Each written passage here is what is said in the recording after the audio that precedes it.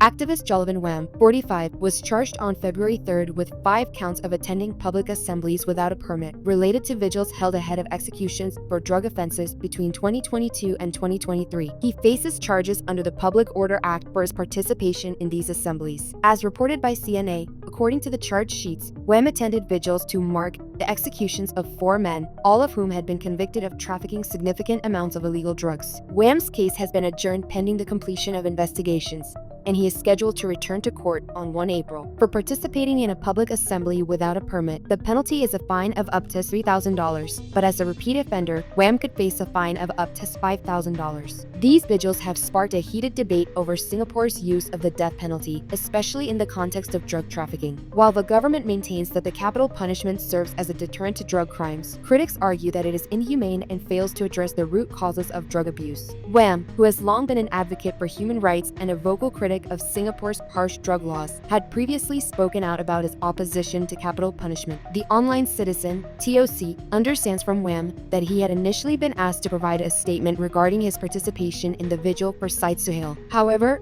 upon arriving for the interview, he was unexpectedly presented with 5 charges without any prior notice, following an unsuccessful attempt to postpone the interview until after the Lunar New Year. Wham's case has drawn attention both within Singapore and abroad, where human rights groups have consistently condemned the death penalty's use in the country. The charges against Wham come in the wake of growing international scrutiny over Singapore's execution practices. The European Union, alongside diplomatic missions from Norway, Switzerland, and the United Kingdom, condemned the execution of Syed Suhail, who was put to death on 23 January. The statement called for a moratorium on executions, citing concerns over human rights and the irreversible nature of capital punishment.